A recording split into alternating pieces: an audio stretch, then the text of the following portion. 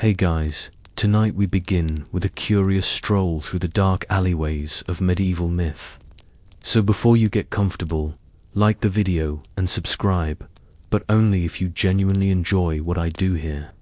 And let me know in the comments where you were tuning in from and what time it is for you. It's always fascinating to see who's joining us from around the world. Now, dim the lights, maybe turn on a fan for that soft background hum, and let's ease into tonight's journey together. If your only exposure to Vikings involves towering blonde men, smashing things with axes while screaming like they stubbed their toe on Valhalla itself, congratulations, you've already met the Berserkers. These guys were the original rage quitters of the medieval world. Warriors who, according to Norse sagas, went into a trance-like fury during battle, immune to pain, fear, and the concept of subtlety. For centuries, historians assumed berserkers were just poetic embellishment. After all, ancient texts tend to exaggerate. Dragons, sure. Magic swords, obviously. Men turning into werebears, mid-fight. Probably metaphorical, right? Well, not quite. Recent scholarship and archaeological digs have started connecting some wild dots. First, let's talk fashion. Several Viking graves reveal animal pelts, notably bear and wolf, buried alongside warriors. Coincidence? Maybe. Or maybe they liked cosplay before it was cool. But then things got weirder. Enter the mushrooms. Specifically, Amonita muscaria, the red and white spotted fungi you've seen in fairy tales and Mario Kart. This mushroom isn't just a Pinterest aesthetic. It's psychoactive. And yes, it grows in parts of Scandinavia. Consuming it doesn't just make you see colors. It can induce euphoria, disassociation, sweating, shaking, and the sudden urge to fight your neighbor's goat. Combine that with rhythmic chanting, fasting, and pre-battle rituals, and you've basically got a chemically enhanced human tornado wielding a battle axe.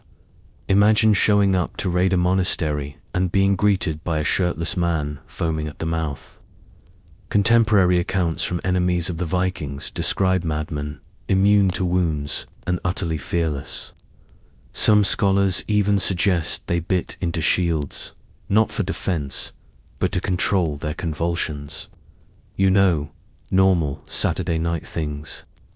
The term berserk now lives on in our vocabulary, but back then it was a terrifying tactical advantage.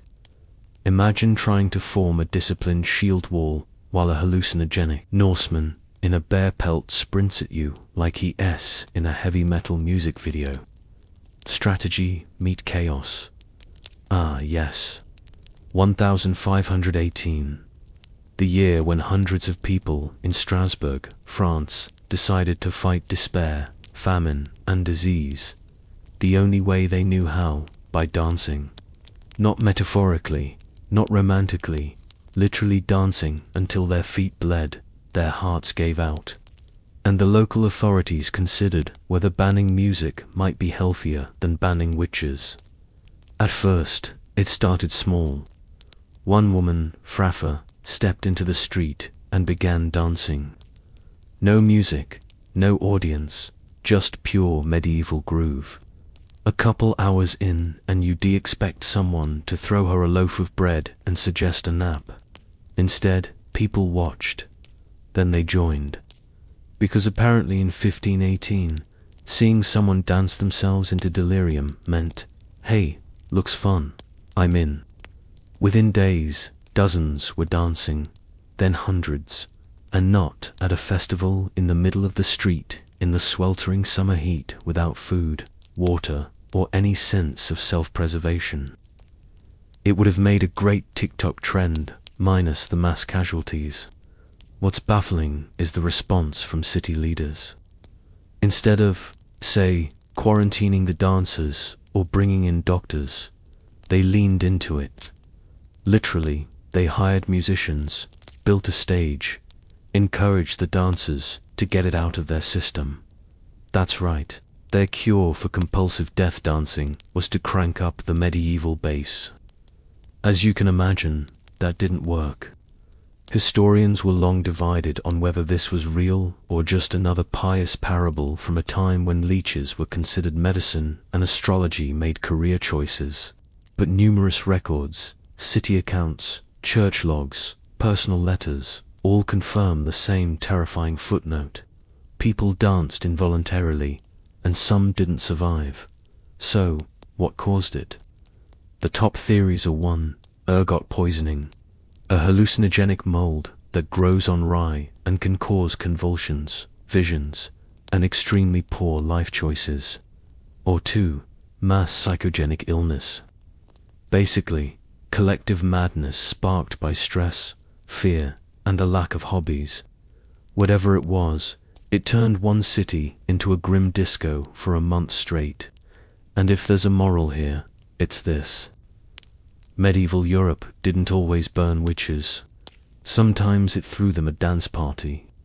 If there's one thing the medieval period excelled at, it was turning optimism into tragedy with breathtaking efficiency. Case in point, the Children's Crusade of 1212, a campaign that sounds like a Disney sequel, but plays out more like a dark satire of human judgment. The legend goes something like this. A young shepherd boy in France, let's call him Stephen because that was literally his name, claimed he received a divine message from Jesus. Not just any message, mind you, but one that instructed him to lead a peaceful army of children to the Holy Land.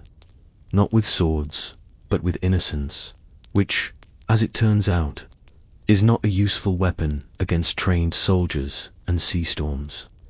Thousands of children joined, because why would unto you follow a teenage shepherd who said God told him to walk across Europe barefoot?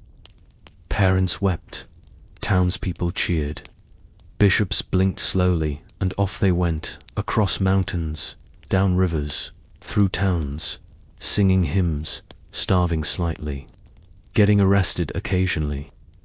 It was a medieval school field trip, minus the chaperones, and with significantly more divine hallucinations. The myth was long believed to be a myth, something exaggerated in monkish writings to teach a moral lesson. Don't send your kids to Jerusalem without adult supervision. But over time, historians began to uncover a trail of documents. Church records, royal decrees, city archives, all hinting that yes, something did happen, and it involved a lot of very young, very idealistic feet. What happened to them? Well, depending on which version you read, the outcome ranges from tragic to, oh God, why? Some were turned away at the Alps, some likely died on the march.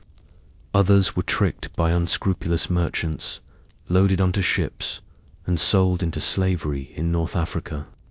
Not exactly the holy liberation they were promised. The Mediterranean wasn't so much parted for them as it was monetized. Today, scholars believe the movement wasn't entirely made of children. Many were likely teenagers or poor peasants labeled as puri, the Latin word for both children and servants, because of course it was. But the mass delusion, the sincerity, the epic miscalculation, that part's real. Picture this. It's a quiet day in 14th century France. A pig escapes its pen, bites a child, and the villagers don't just butcher it or blame the nearest peasant.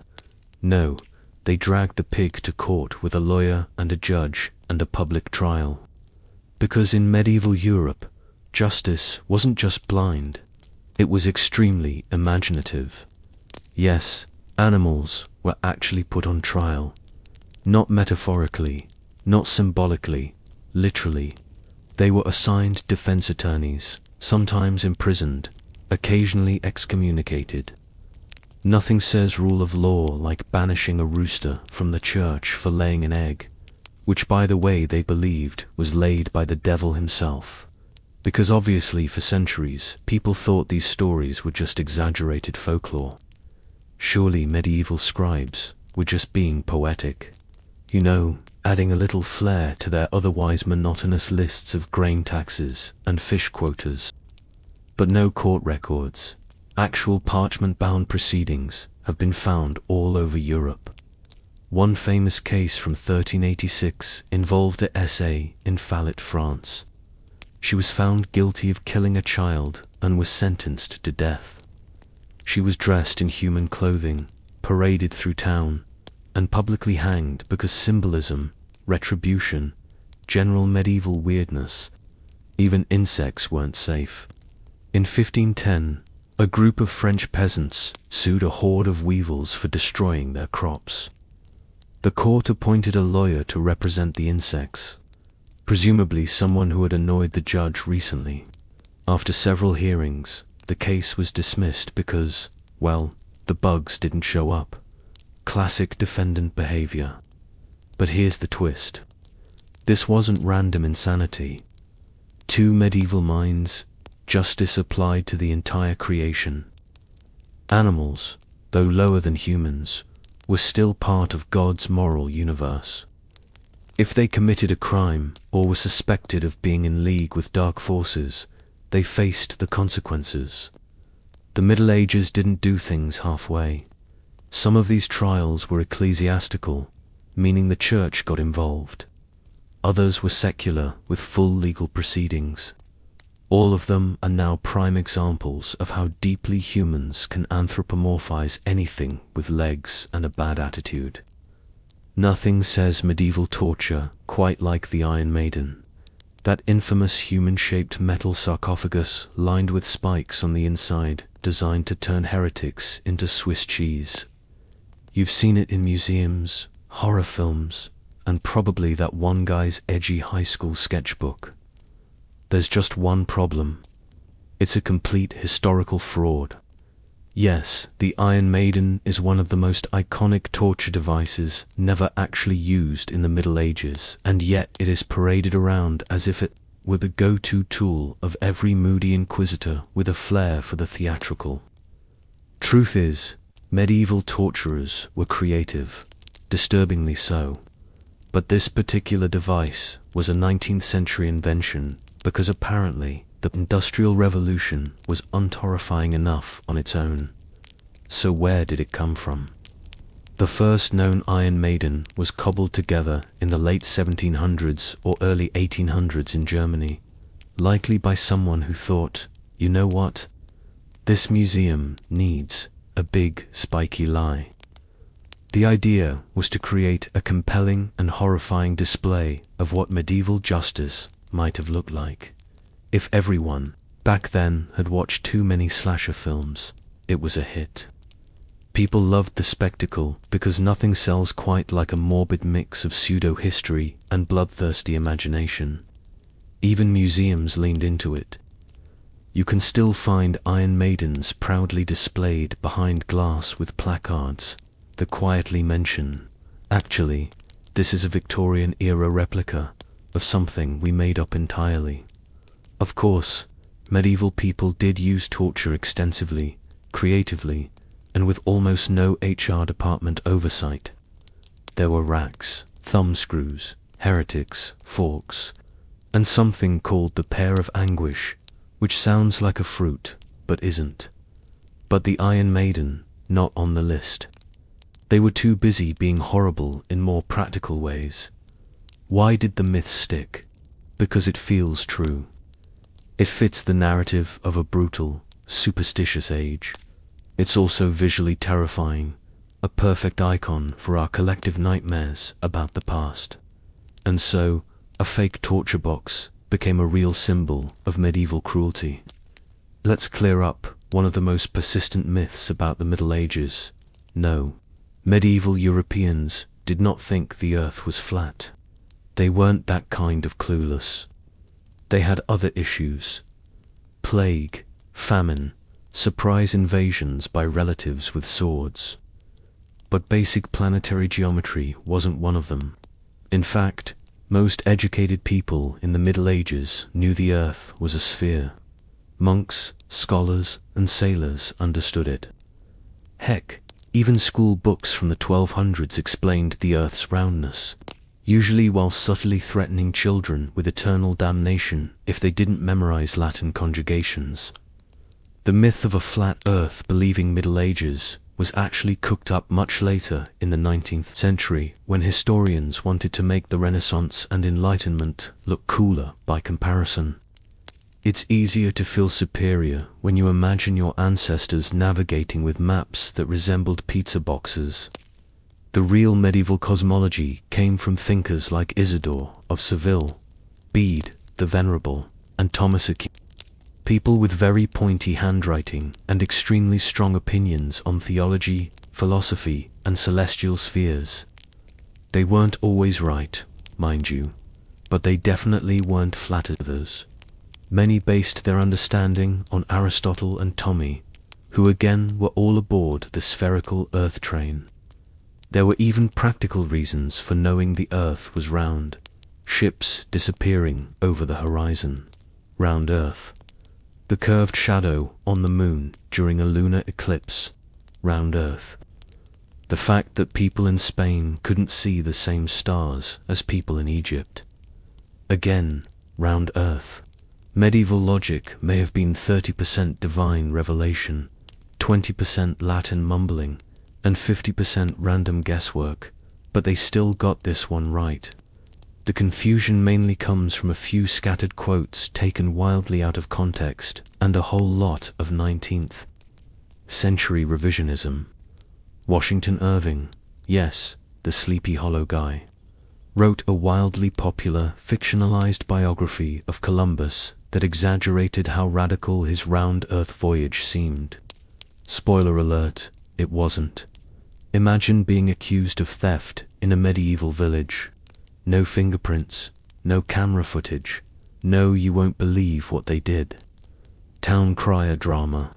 Just you, a priest, a crowd of nosy neighbors, and a cauldron of boiling water. Because, in the Middle Ages, justice often meant trial by ordeal. A legal process that relied less on evidence and more on divine intervention and third-degree burns. There were several popular orals, all of them designed to make you question your life choices. The ordeal of hot iron required the accused to carry a red-hot bar of iron for a few paces. If your hand healed cleanly in a few days, God clearly liked you. If it didn't, well, sorry, sinner. The ordeal of boiling water was even more fun. You'd plunge your hand into a pot of boiling water to retrieve a stone. Again, healing nicely, innocent, healing like a pizza left under a heat lamp. Guilty. And then there was the ordeal of cold water, which sounds more pleasant, but wasn't. The accused was tied up and thrown into a river. If they floated, they were guilty because water, being pure, would reject them. If they sank, well, innocent, but also dead. The system had its flaws.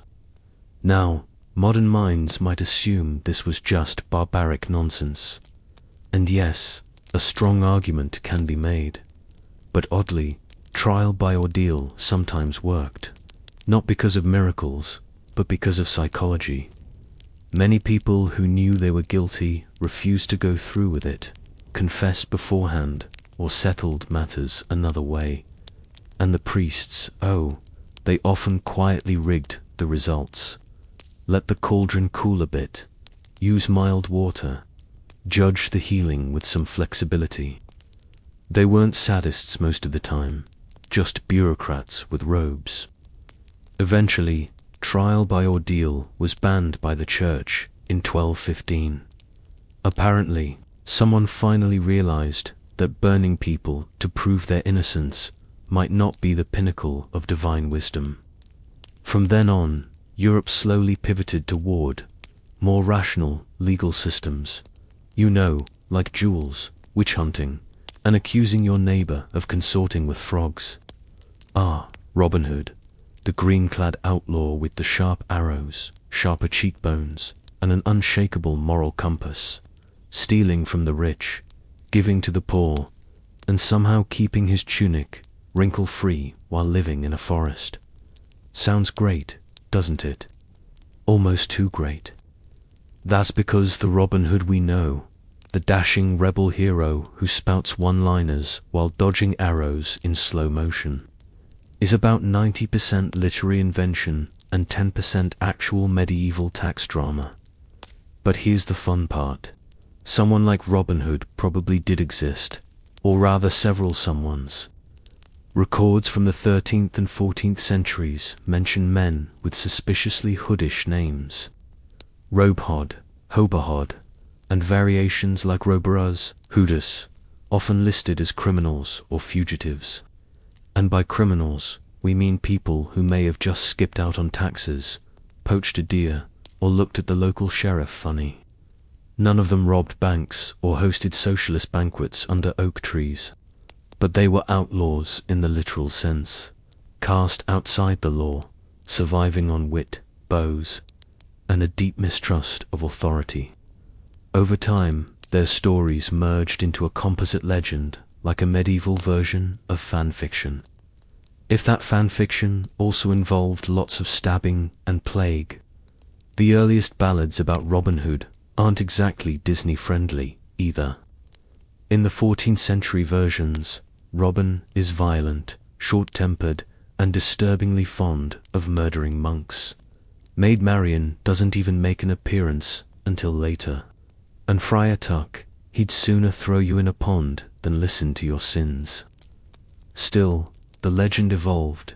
By the time of the Tutter, Robin Hood had morphed into a cheerful rogue with a heart of gold and suspiciously modern values about wealth redistribution. Because nothing says medieval England like 16th century political spin, was there a real Robin Hood?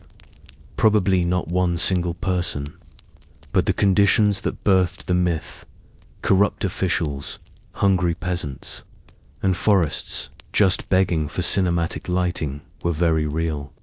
When you hear Black Knight, you probably picture some brooding guy in dented armor, sulking in the shadows, monologuing about vengeance while lightning cracks behind him. Basically, a medieval Batman with worse dental hygiene. But in actual medieval history, the Black Knight wasn't a cackling villain or an edgy character from a Monty Python sketch. It was a real title, or at least a nickname with some surprisingly respectable roots. Black Knight usually referred to knights who either wore black armor, had a black coat of arms, or were associated with a noble family's dark cold livery. That's it. No necromancy, no soul harvesting, no dramatic declarations like "you shall not pass." In fact, many Black Knights were just regular nobles trying to coordinate their outfits.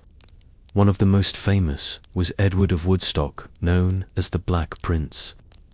He was a 14th century English prince and military commander, beloved by some, feared by others, and not at all the kind of guy who'd sit around in a cursed tower. He likely earned the nickname posthumously, maybe due to his black armor, or maybe because of his enthusiasm for burning French towns. Historians are still debating, mostly in polite academic duels. It wasn't until centuries later that the term Black Knight started accumulating villain points. Romantic literature, 19th century novels, and early Hollywood gave the term a glow-up, or more accurately, a gloomed down. Suddenly, the Black Knight became the brooding loner, lurking on the fringes of tournaments, morally ambiguous and often shirtless for some reason. But back in the real Middle Ages, Black Knights were just part of the color-coded feudal fashion scene. They didn't swear dark oaths under blood moons. They just wanted their armor to match their family banners, and maybe look cool while doing it. Some medieval stories sound like they were written after a few too many pints of me. Take for example the tale of a shining city built in the middle of a swamp by monks, a sort of holy Venice, but with more prayer and less gondolas. For centuries, local folklore in the English fenlands spoke of Crowland Abbey, a marvel of stone and piety, standing proudly on an island of dry land, surrounded by boggy despair. It was said that monks built bridges out of faith, logs, and possibly divine stubbornness. Scholars long dismissed it as a quaint exaggeration. After all, who in their right medieval mind would build a monastery in a swamp? Well, monks would. Recent excavations have confirmed that Crowland Abbey, founded in the 8th century, and expanded throughout the Middle Ages, did indeed rise out of the muck, complete with causeways, raised walkways, and early drainage systems so clever they make modern plumbing blush. These monks weren't just praying in the mist, they were engineering their way through it. They constructed wooden platforms on piles driven deep into the peat. They used gravel and clay to firm up walkways. And they built bridges, including the famous triangular bridge, which still survives today. Three-way symmetry, baby.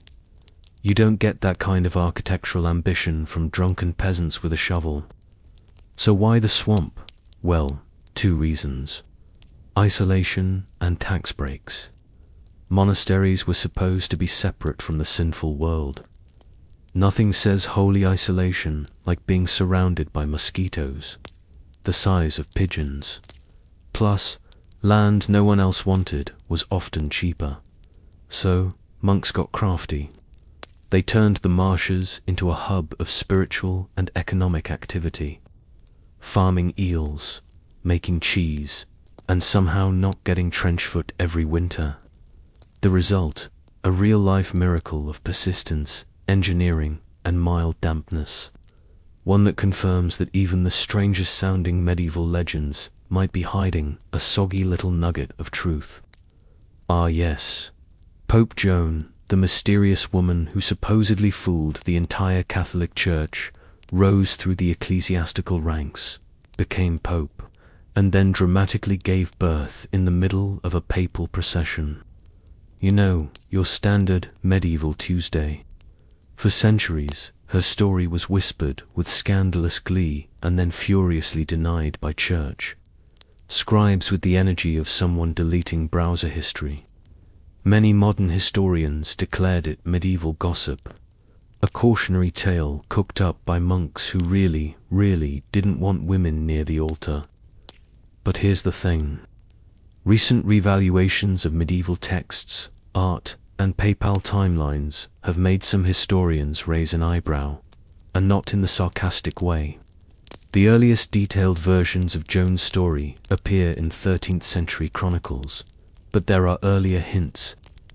For example, the 11th century chronicle of Mariana Scotus lists an unnamed pope between Leo IV and Benedict III, a suspicious gap where Pope Joan supposedly reigned. Coincidence or just a medieval clerical error?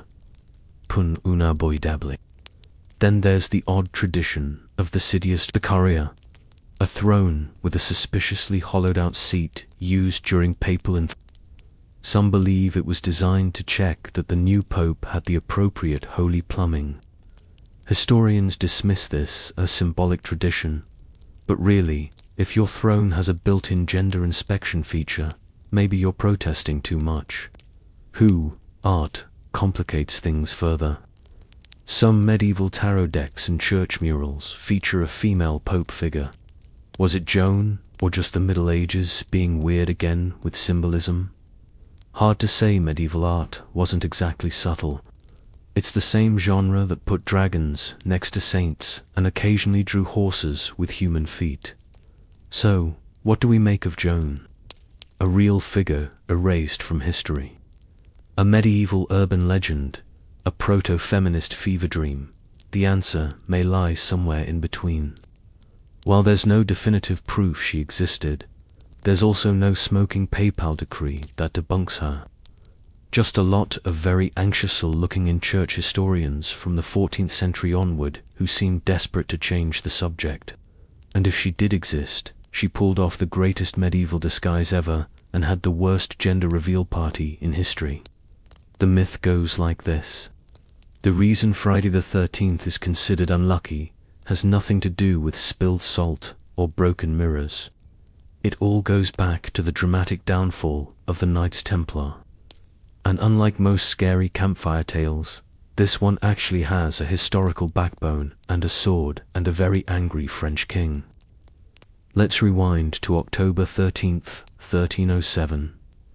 A Friday, naturally, when King Philip IV of France decided he was done being broke and slightly jealous of a secretive military religious order that had more land, more money, and frankly, better capes than he did.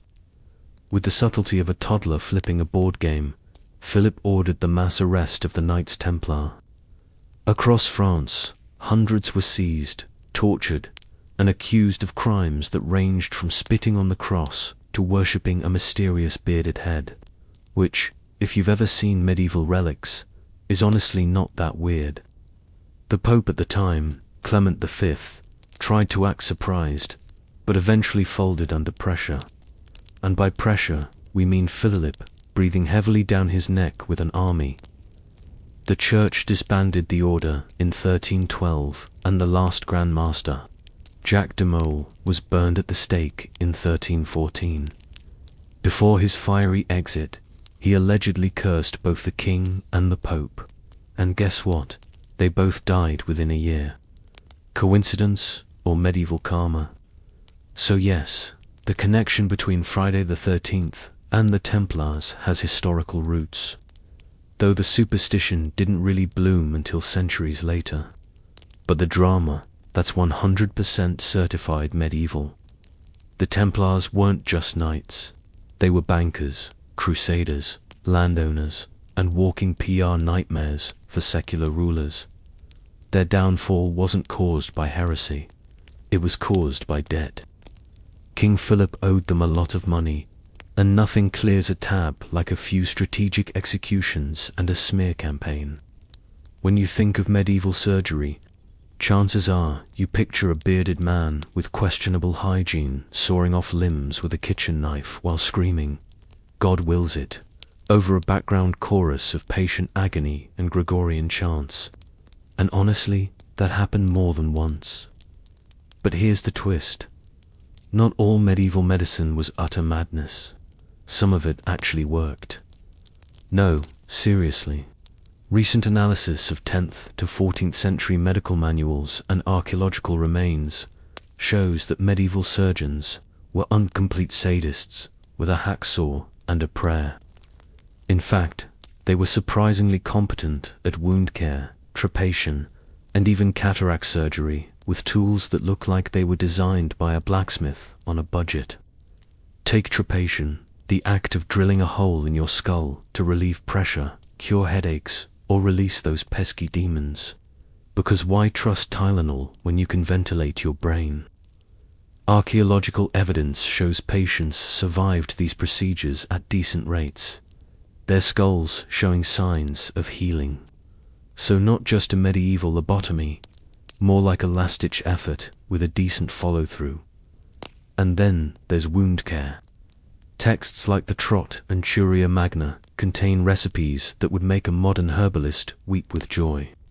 Honey, an antiseptic, wine, a disinfectant, and linen bandages were all used. Not quite penicillin, but honestly better than the rub, mud, and hope approach often credited to the era. Even dental work wasn't all pliers and screaming. Some surgeons used gold wire to secure loose teeth. Granted, medieval toothpaste was mostly charcoal and regret, but hey, they tried. Yes, there were leeches and urine analysis. And yes, if you had a suspicious mole, someone might call it a sign of witchcraft and light you on fire. But overall, if you avoided the plague, war injuries, and humor imbalances, you had a fighting chance with a halfway decent barber surgeon. Of course, this doesn't mean medieval hospitals were soothing wellness spas. They were more like chaotic monasteries with a prayer budget, a bone saw, and a lot of yelling. But the myth that all medieval medicine was blind guesswork isn't entirely fair. Sometimes medieval doctors knew what they were doing. Other times they were just winging it with holy water and optimism. But credit where it's due, some of those patients actually walked out with all their limbs still attached. Let's bust one of the most stubborn medieval myths. The idea that everyone from the 5th to the 15th century wandered around like stinky, unwashed potatoes wrapped in wool. Contrary to this very pungent stereotype, many medieval people were not only aware of personal hygiene, they were downright fussy about it. Archaeological digs and manuscript evidence suggest that bathing, grooming, and scented oils were not only common, but part of a decent person's weekly routine. Now, did they shower twice a day and exfoliate with apricot scrubs? Absolutely not. But they did use soaps made from animal fat and ashes, earthy tones, and many households had wooden tubs they filled with hot water for a nice soak, assuming you had a servant to haul it in and you didn't live in a drafty shack. And don't even get started on the public baths, especially in places like medieval Paris, London, and the Islamic caliphates, where shared steamy bathing was both a social activity and a way to not smell like old cheese. Some even had separate rooms for men and women. And yes, it sometimes got a little too social, which is why a few church leaders started side-eyeing the whole bathhouse industry. But hygiene wasn't just about water and soap. People trimmed their nails, cleaned their ears, and plucked their armpit hair with terrifying enthusiasm. Monks had strict grooming rituals. Nobles had perfumed gloves and tooth powders made from burnt rosemary and crushed shells, which probably didn't whiten your teeth, but at least it smelled like you tried. So, how did the everyone was dirty and smelled like fermented onions myth begin? It likely stems from post-medieval bias, especially from the Renaissance and Enlightenment eras, where writers loved dunking on the Dark Ages to make themselves feel more, well, enlightened. Add in a few 19th century illustrators who never met a dirty peasant trope they didn't love, and voila, stinky medieval meme unlocked. To be fair, if you were a serf working 14 hours in a dung fill, you probably didn't end the day smelling like lavender and ambition. But the blanket assumption that no one in the Middle Ages knew how to wash their armpits officially debunked. So yes, medieval people bathed. Not daily, not always alone, but bathed nonetheless. No, this isn't a deleted Monty Python sketch. In certain parts of medieval Europe, people accused of crimes were subjected to something called the trial by consecrated bread or ordeal of the morsel. For those of you with a flair for ominous baked goods, here's how it worked.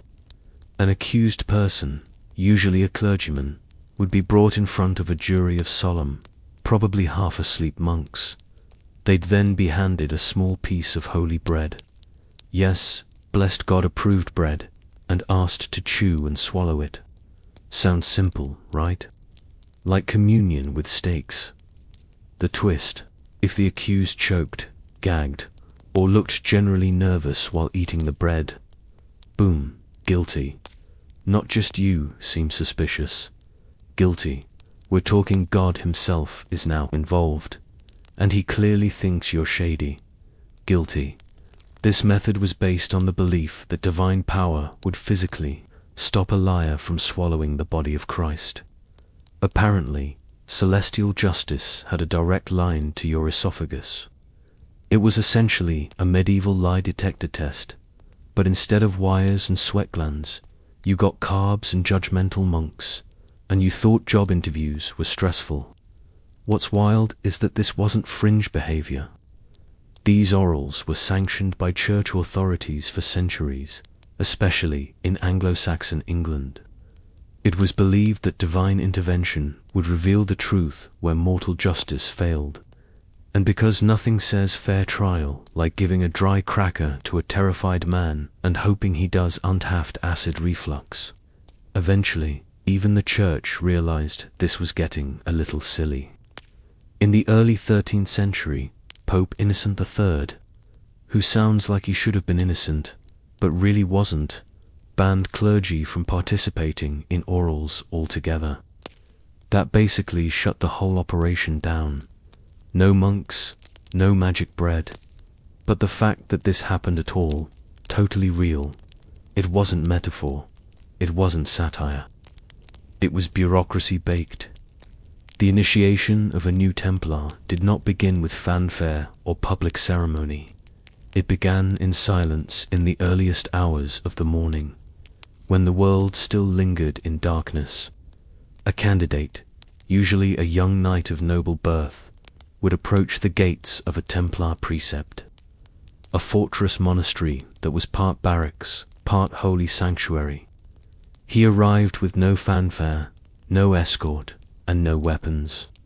By custom, he was to come humbly, leaving behind the trappings of his old life, his sword, his shield, his armor, and even his family's name would mean little inside those walls. To join the order was to sever ties with earthly glory. The gatekeeper admitted him into a courtyard still shadowed by torchlight. The air was thick with a strange mix of anticipation and dread. Here silence was enforced. He was forbidden to speak until spoken to. Brothers of the temple guided him into the chapel, the heart of the ritual. Unlike the grand cathedrals of Christendom, a Templar chapel was often stark and bare, flickering lamps threw long shadows across stone walls, while relics, splinters of the true cross, bones of saints, and holy icons were arranged upon the altar. The setting was designed to impress upon the initiate that he was stepping into a realm where the sacred outweighed the worldly. The brothers assembled in solemn ranks, their white mantles marked with the blood-red cross. The candidate stood alone before them, a solitary figure beneath their watchful gaze.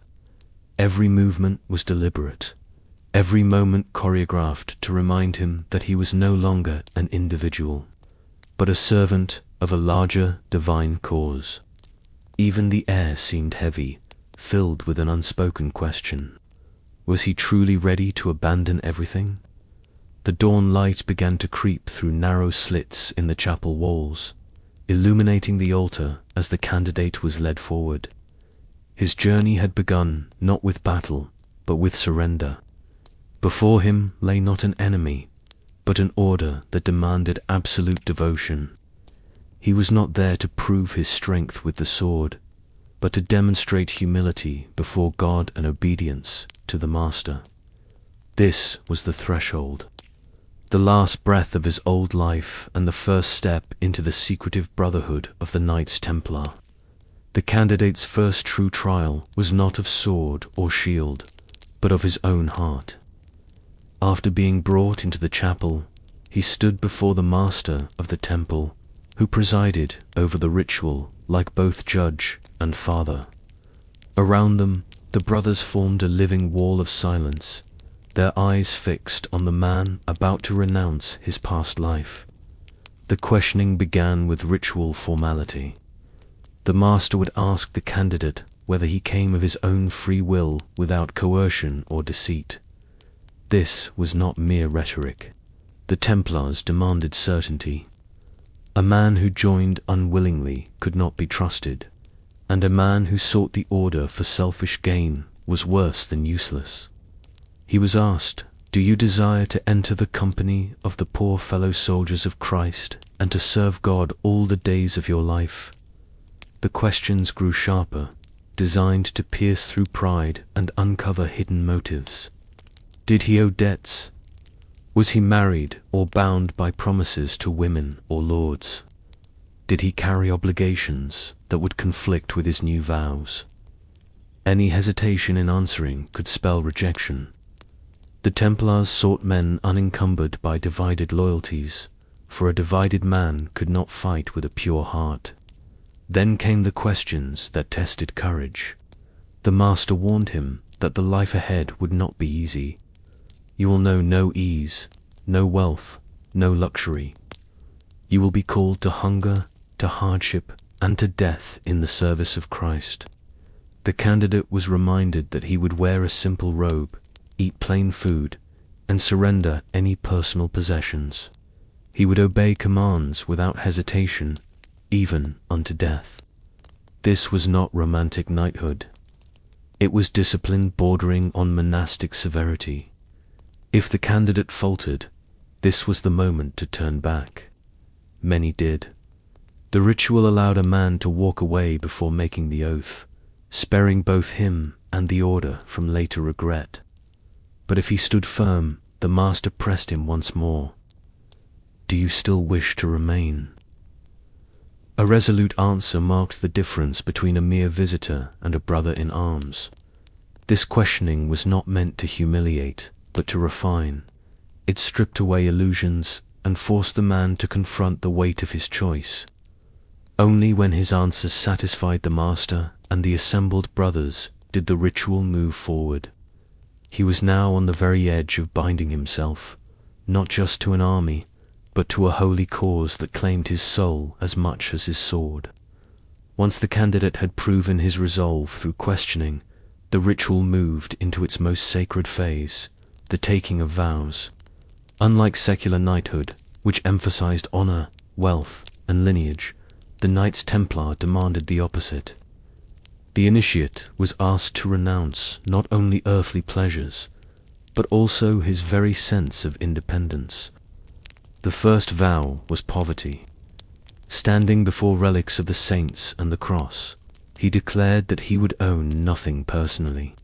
Any wealth, land, or inheritance he possessed would be surrendered to the order. From that moment forward, his bed, his cloak, his sword, even the bread he ate, all belonged not to him, but to Christ through the temple. Poverty was not symbolic, it was total. A Templar knight might have once commanded dozens of servants, but now he would sleep on straw and share meager rations with his brothers. The second vow was chastity. Here the candidate swore to renounce women, marriage, and the comforts of family life. For many knights, this was the hardest oath. To forsake heirs meant to cut off dynastic legacy, a duty that noble families prized above all. Yet the Templars demanded it without hesitation. The initiate swore to love no woman in a carnal sense, devoting all passion instead to Christ and the Virgin Mary. This was one of the reasons the order's rituals later fueled suspicion. In a society where marriage defined one's role, men who cut themselves off from women were seen as unnatural, perhaps even dangerous.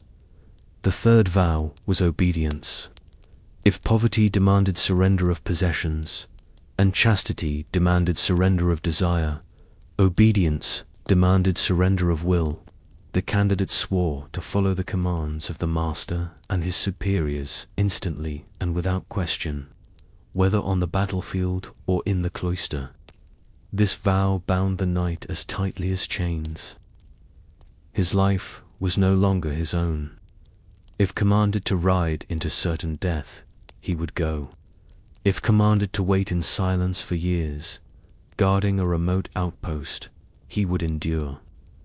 Taken together, these vows stripped a man of the three things most prized in medieval knighthood: wealth, family, and independence. But in their place, the order offered something greater, belonging to a brotherhood that claimed to serve not an earthly lord, but God himself. It was in this surrender that the candidate ceased to be a mere warrior and became a Templar. With the vows spoken, the ritual deepened into a physical act of devotion, the kissing of holy relics. This was no mere gesture of piety. It was the binding seal of the candidate's oaths before him. The altar had been prepared with the most sacred treasures the order possessed: a fragment of the true cross, bones of saints, or a gospel manuscript. These relics were believed to hold divine power, and to touch or kiss them was to invite God himself to witness the promise. The candidate, now kneeling, was guided forward by two senior brothers. He lowered his head in submission, not to the master or the brethren, but to the sacred objects that represented heaven's authority. The first kiss was often upon the cross, a symbolic union with Christ's suffering. This was meant to remind him that the knight's life would be one of sacrifice, hardship, and service, mirroring the sacrifice on Calvary.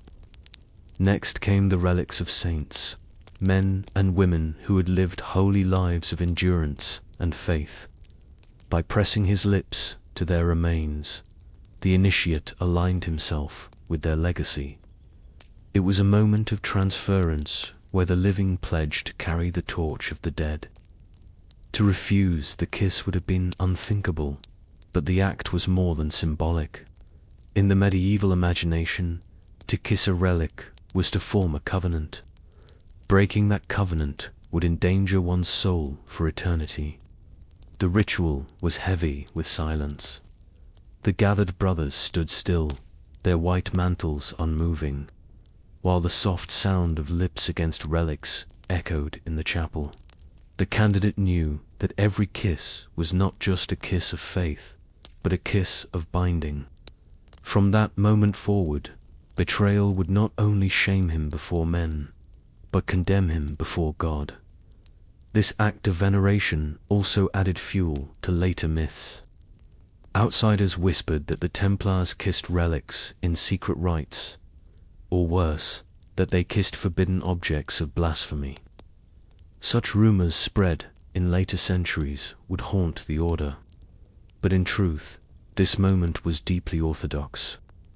A sacred sealing of vows that mirrored practices found across medieval Christendom. When the final relic was kissed, the initiate was no longer simply a candidate. He was bound by lips and oaths, tied to a chain of faith that stretched back to saints, apostles, and Christ himself. The vows and relics had bound the candidate spiritually, but the order demanded a visible display of humility before he could be welcomed fully. This moment came when he knelt before the master of the temple, a gesture that transformed him from knight of the world to servant of Christ's militia. In medieval society, kneeling was a symbol of fealty, a way of showing submission to a lord. But in the Templar rite, the meaning was even deeper. The candidate knelt not to a man, but to the discipline and divine mission embodied by the master. The ritual was simple, but heavy with meaning.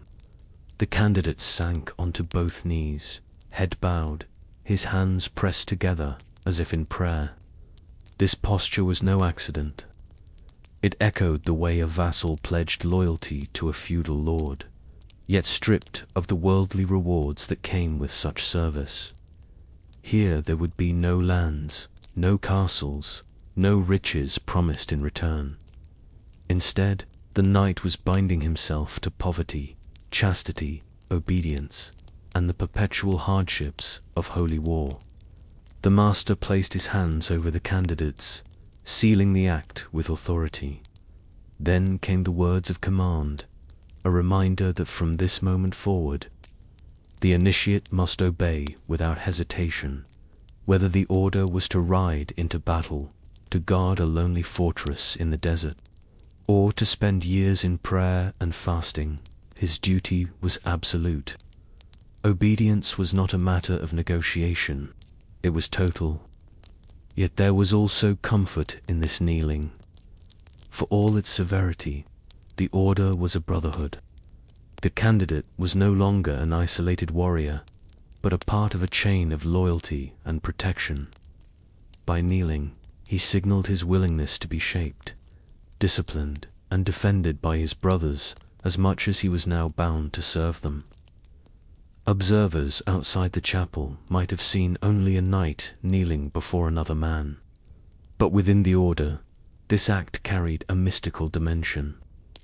To kneel was to die to the self, to cast aside pride, and to be reborn in service to God's will. It was the act that broke the knight's worldly identity and remade him into a Templar. When the master raised him up, he was no longer a supplicant. He was a brother marked by humility, yet bound to carry himself with the unshakable strength of one who served not kings, but the kingdom of heaven. After kneeling before the master, the initiate was not yet complete. The ritual reached its communal stage, his acceptance among the brethren. If the vows had tied him to God, and the kneeling had bound him to obedience, this next step wove him into the living fabric of the order itself. The gathered knights, standing in solemn ranks, now became witnesses and guarantors of his new life. They were not silent spectators. Their presence mattered. In the dim light of the chapel, their white mantles with the crimson cross created a striking image, reminding the candidate of the purity demanded and the blood he might one day spill. Each brother had endured the same questioning, sworn the same vows, and bent the same knee. To be admitted into their company was not simply to join an army. It was to become part of a spiritual family. At this point, the master would turn to the assembly and ask if any brother had reason to oppose the new initiate. It was a dramatic moment filled with tension. If someone knew of a hidden sin, an unresolved oath, or a dishonorable act from the candidate's past, he was bound to speak. Silence was agreement. It meant that the man was accepted as pure enough for the temple. The weight of collective approval was immense. Acceptance was not only by the master, but by the entire brotherhood. Once no objection was raised, the master declared the candidate a Templar. At this pronouncement, the atmosphere shifted. The brothers, who had until then remained rigid and distant, now welcomed him with a gesture of fraternity. Some rituals mentioned the kiss of peace, where each knight greeted the new brother with a kiss on the cheek, a sign of spiritual kinship. Others describe a symbolic embrace, bringing the initiate physically into the fold. This moment of acceptance carried enormous significance. The knight was no longer alone, no longer a wandering warrior with only his sword for company. He had gained hundreds of brothers who would fight, pray, eat, and even die beside him. Yet the secrecy surrounding these rites, especially the kiss of peace, fueled later rumors that the Templars harbored strange, even heretical practices. Outsiders, excluded from the chapel, imagined sinister oaths and blasphemous acts, but for the brothers themselves, it was simply the sacred confirmation of belonging, a visible sign that the candidate had passed from solitude into the eternal fellowship of the temple. The culmination of the initiation was marked by a transformation, and so simple yet so profound that it became the most enduring symbol of the Knights Templar. The investiture with the white mantle. For a medieval knight, clothing was never just fabric. It declared rank, wealth, and allegiance. To be stripped of one garment and given another was to shed an old identity and assume a new one. The candidate, still kneeling, was brought before the altar once more. A senior brother stepped forward, carrying the mantle, a plain white cloak marked with the crimson cross. Its simplicity stood in stark contrast to the rich tunics and colorful heraldry that most knights wore. Where other warriors adorned themselves with family crests and gold embroidery, the Templar mantle declared humility, purity, and absolute devotion. The red cross stitched over the heart was not decoration, but a reminder. Blood might be demanded, and sacrifice was inevitable. The master spoke as the garment was placed upon the initiate's shoulders. He explained that the whiteness symbolized chastity and spiritual cleanliness, while the cross was both burden and blessing. To wear the mantle was to proclaim before all men that he had renounced the world. Wherever he traveled, from Paris to Jerusalem, from dusty roads to royal courts, his cloak announced him as a Templar, bound by vows that set him apart. This investiture was often accompanied by warnings. The master would remind the new knight that if he should ever betray his vows, the mantle would become a curse rather than a blessing. To disgrace the cross was to invite eternal damnation. The garment once bestowed was not merely clothing, but a sign of spiritual marriage to the order. It could not be worn lightly. The chapel would fall into hushed reverence as the initiate rose, now cloaked in white and red. For the first time, he stood visibly as a Templar knight. The assembled brethren saw not a candidate, but a brother, clothed in the same colors that they themselves bore. The moment carried both pride and dread. Pride because the new knight had entered one of the most powerful orders in Christendom.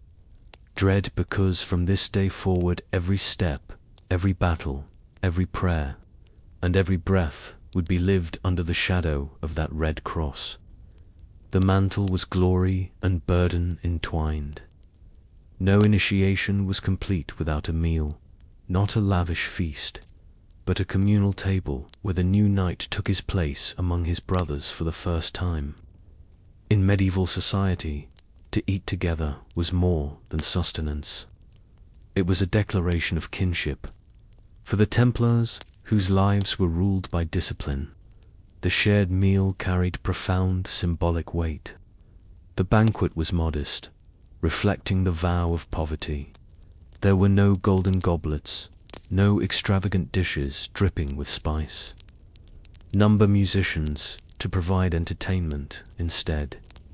The knights sat shoulder to shoulder at long wooden tables, eating plain fare, bread, broth, beans, perhaps roasted meat, if available. Each portion was measured, and indulgence was forbidden.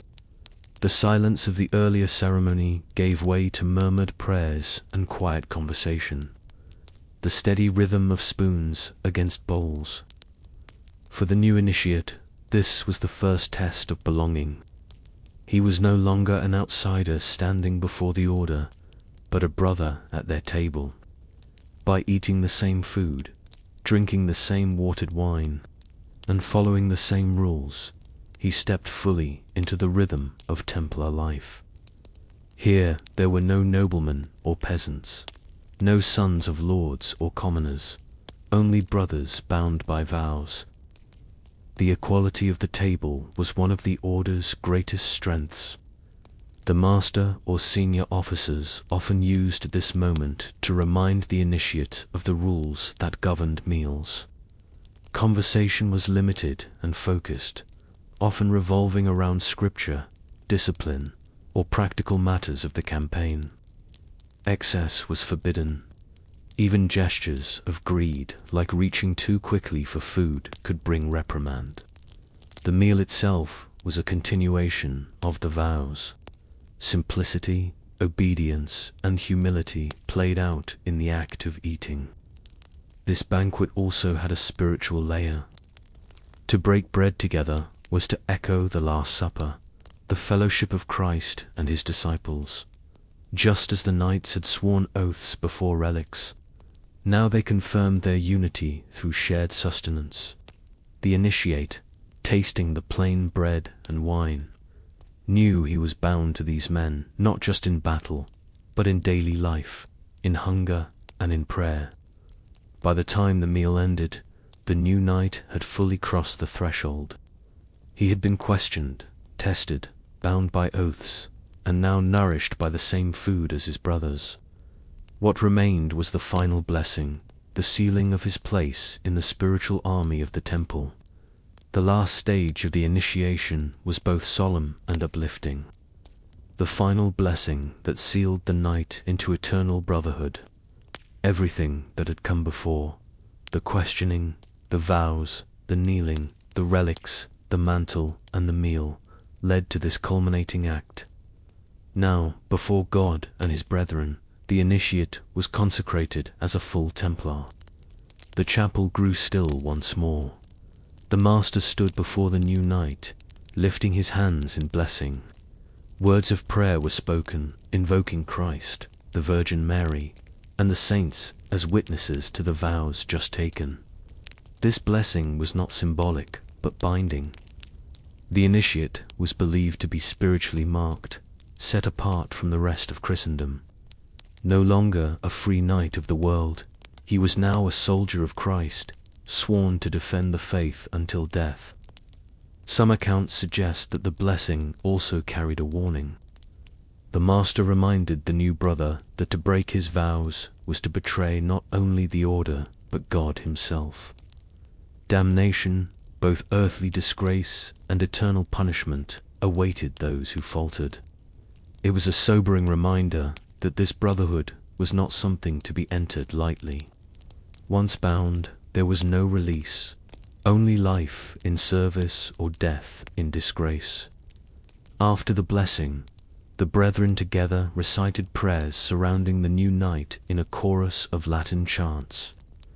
The effect was overwhelming, the sound of voices echoing against stone walls. A wave of devotion that swept him into the rhythm of the order. For the initiate, it was both a farewell to the life he had left behind, and a welcome into something eternal. At last, the master declared him a brother of the temple. A murmur of approval moved through the ranks. The knights approached, offering the kiss of peace or the clasp of hands, small gestures that carried enormous weight. With these, he was no longer an outsider, but one of them bound to fight, pray, and die alongside them. When he stepped out of the chapel, clothed in white, bearing the red cross, the world would see only a knight. But within the order, he was something greater. A man transformed, consecrated, and forever bound by vows of loyalty, sacrifice, and faith. His life was no longer his own. It belonged to the temple and to God. In the bustling streets of Pompeii, where merchants called out their wares and carts rattled over stone roads, there stood a building unlike any other.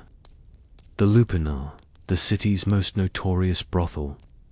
To the casual visitor, Pompeii might appear as a model Roman town with its forum, temples, and public baths, but woven into that same fabric of daily life was the open trade of sex, not hidden, not whispered about, but displayed with the same practicality as bread or wine.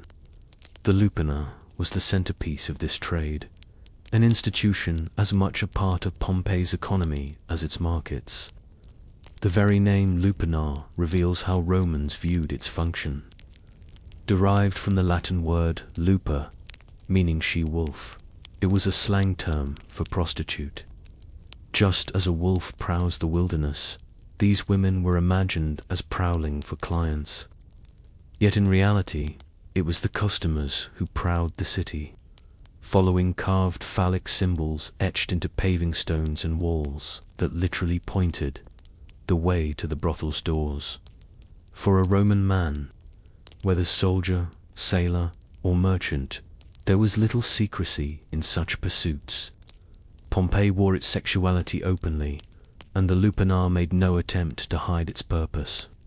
From the outside, the building was ordinary, blending with the other stone structures around it.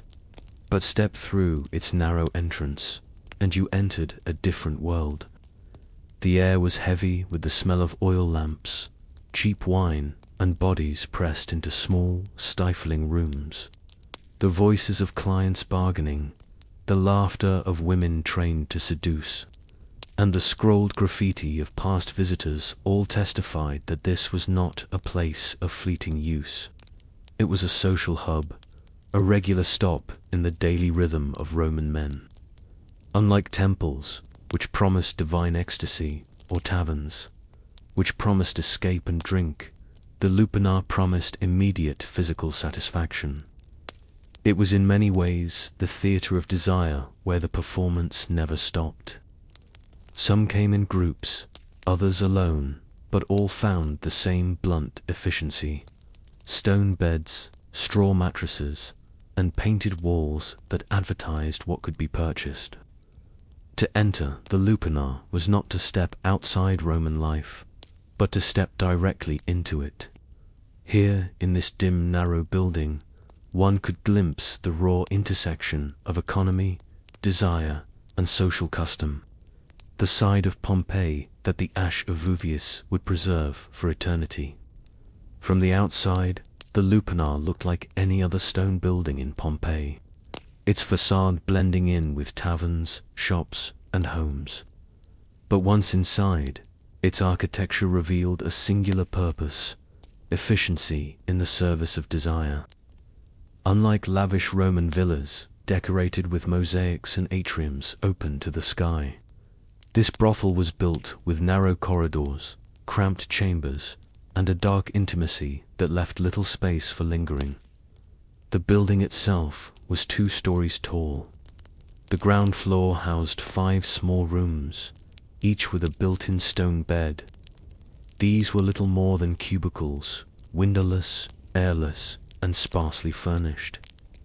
A thin mattress stuffed with straw or cloth was laid across the stone platform, often covered with a rough blanket. Comfort was not the goal. Durability was. The stone ensured that the beds could withstand constant use without splintering or collapsing, while straw could easily be replaced when fouled. For the average Pompeian man, this was enough. Sex was a transaction, not a romance. A staircase led to the 2nd floor, where the atmosphere was slightly different. The rooms upstairs were larger, brighter, and often reserved for wealthier clients. Here, visitors might find wooden beds, softer coverings, or a touch of privacy absent downstairs. Those who could afford to pay more sought not only pleasure, but also comfort, and the architecture reflected this hierarchy of experience. At the center of the brothel was a small stone staircase, the artery that connected rich and poor upstairs and downstairs, fleeting encounters and longer indulgences. The walls themselves served a role in guiding customers. Phallic carvings pointed toward the rooms almost like arrows, ensuring that even strangers could navigate the building. The brothel was practical, but it was also symbolic. The cramped ground floor rooms represented the raw, unvarnished side of Roman sexuality, quick, transactional, and accessible to all. The upper rooms reflected the stratification of Roman society, where wealth could still purchase luxury even in the pursuit of lust. Together, they formed a microcosm of Pompeian life. Class divisions, economic realities, and human desire all compressed into a single structure. To walk its halls was to step into a machine built for one purpose. Every corner of the lupanar, from the echo of footsteps on stone floors to the flicker of oil lamps against frescoed walls, reminded the visitor that this was not a home or a temple, but a marketplace of flesh.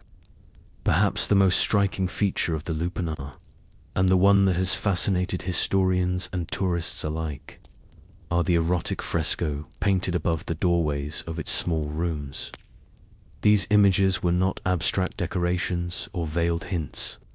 They were explicit, colorful depictions of sexual acts preserved remarkably well under the ash of Mount Vesuvius. To walk into the brothel was to be confronted by a literal catalogue of desire, a visual menu that guided the client in his choices. In a city where literacy rates were limited, especially among slaves, foreigners, and low-class visitors, these paintings were practical. A traveler who did not speak Latin, or a client who could not read, could still point at the image that matched his preference. Each fresco depicted couples in different positions or scenarios, leaving little room for modesty or ambiguity. The Romans did not cloak sexuality in euphemism here. They displayed it with the same matter-of-fact clarity as a baker displaying loaves of bread. The placement of these fresco also carried symbolic weight. They were positioned above each room's doorway, almost like signboards in a shop. Some scholars argue that they functioned as advertisements for what might be available inside, while others believe they were more general illustrations meant to inspire arousal. Either way, the effect was unmistakable. The walls themselves became salesmen guiding the eye and the imagination. The artistry was crude by the standards of Roman villas, which often boasted refined mythological frescoes. But what the lupanar's images lacked in polish, they made up for in clarity. The bold lines, exaggerated bodies, and unembarrassed poses conveyed exactly what was on offer. And unlike the subtle eroticism found in elite homes, these frescoes were unashamedly transactional. They existed to facilitate business. Interestingly, these menus may also have functioned as a form of regulation. By displaying a range of acts openly, the brothel standardized expectations, ensuring that both client and prostitute understood the terms. This efficiency reduced disputes, much like a tavern posting prices for wine. For archaeologists, the fresco are more than they provide rare insight into the sexual economy of Pompeii, revealing not only the practices, but also the attitudes of a society where desire was commodified. They remind us that the lupanar was not a hidden den of shame, but an openly advertised marketplace of pleasure, where walls spoke louder than words.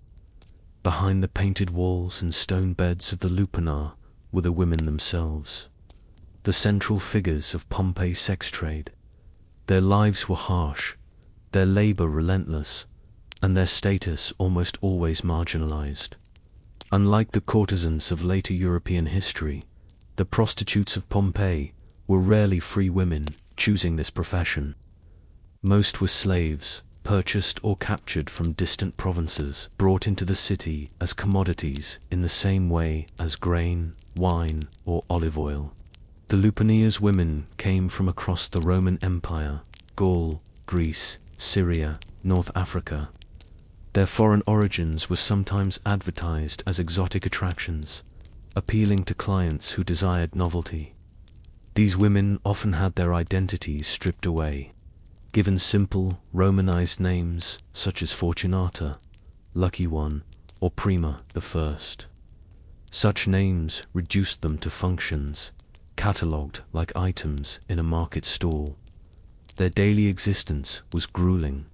From morning until late at night, they worked in tiny, airless rooms, often servicing multiple clients in succession.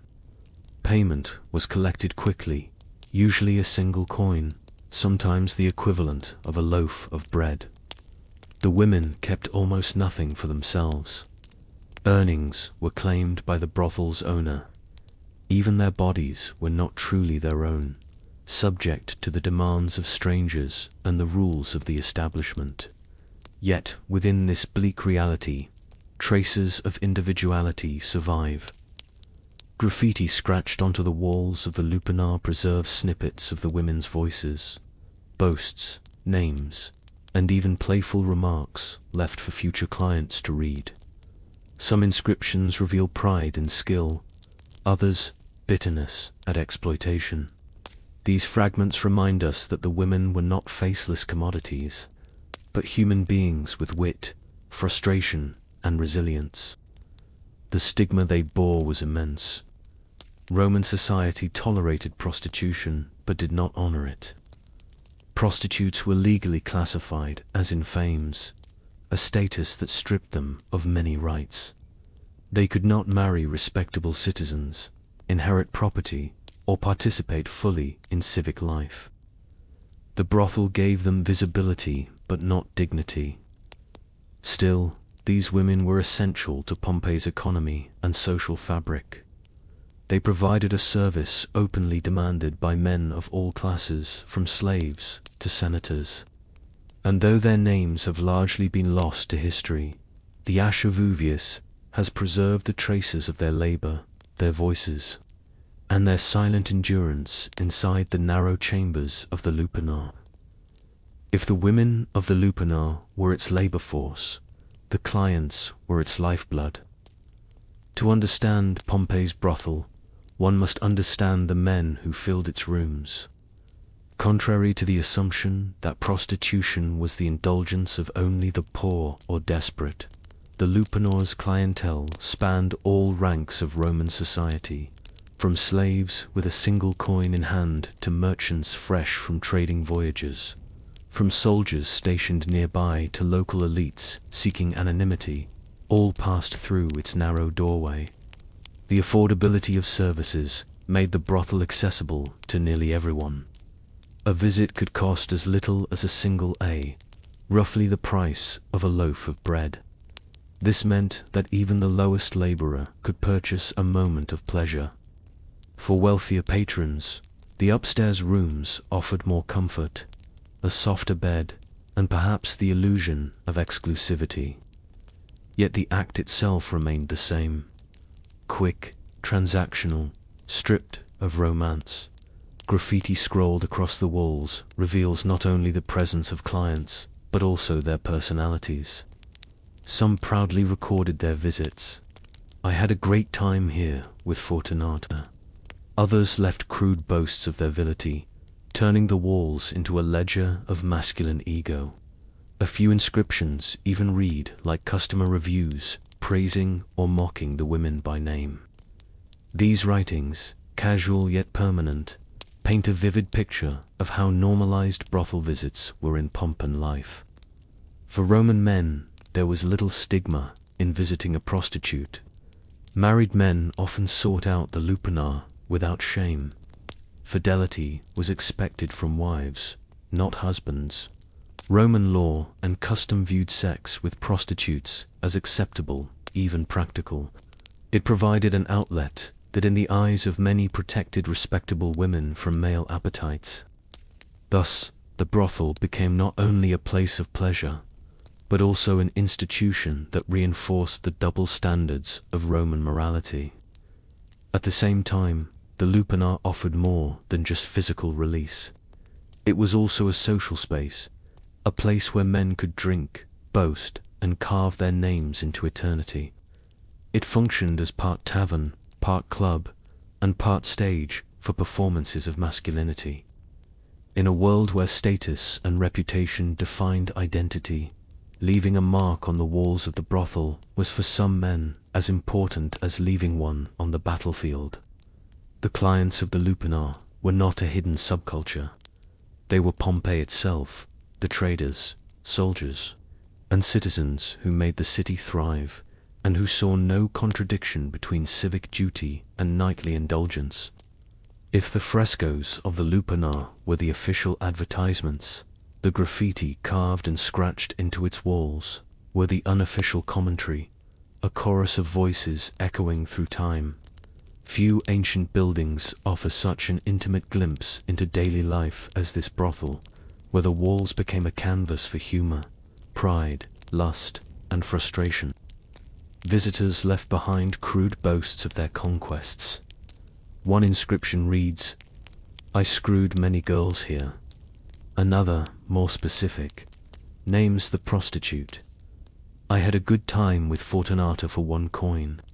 These graffiti blur the line between casual bragging and customer reviews, giving us a rare sense of how men spoke of their experiences in unfiltered honesty. Some comments even praise or criticize the women's skills, making the lupanar's walls one of the earliest forms of public rating systems. But not all graffiti came from clients. Some of the women themselves inscribed their names or brief statements, reclaiming a voice in a place where their lives were otherwise controlled. These scribbles often reveal pride, wit, or defiance. One woman etched her name beside a heart, a reminder that even in the harshest conditions, individuality could not be erased. For archaeologists, these markings are invaluable, transforming faceless workers into real human beings who laughed, loved, and endured. Other graffiti reveal the social mix of the brothel. Soldiers scrolled crude drawings of shields or phallic symbols. Merchants recorded names, and travelers carved jokes in foreign scripts. The brothel became not just a site of sex, but a cultural meeting point, a melting pot of languages and classes united by common appetite. Interestingly, some inscriptions veered into the philosophical. One reads, "Weep you girls. My penis has given you up. Now it pursues men's behinds." Crude humor, perhaps, but also a playful declaration of identity in a society that tolerated a wide range of sexual expression.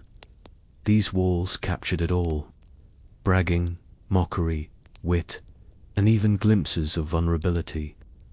The Lupanar's graffiti are more than vulgar doodles.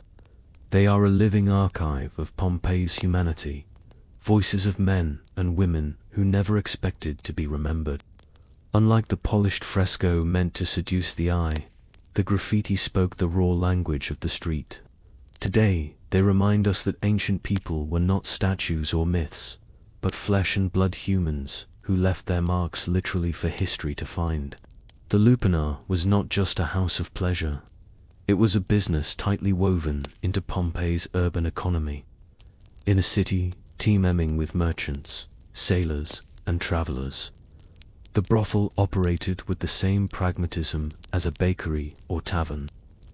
Its success depended on accessibility, affordability, and a steady flow of customers. And, like any well-run enterprise, it catered to both the common man and the wealthy elite.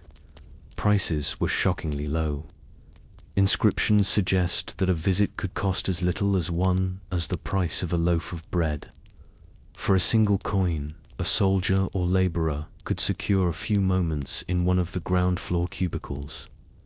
The upstairs rooms, reserved for wealthier patrons, commanded higher fees. Here, comfort could be bought.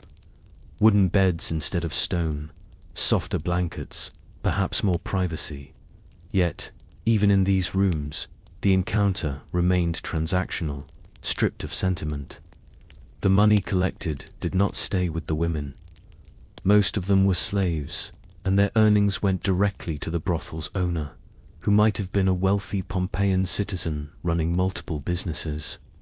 In some cases, freed women could work independently, paying a cut of their profits to the manager.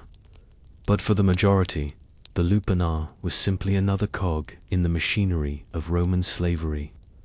Their bodies a commodity, their labor a profit stream. The scale of business was considerable.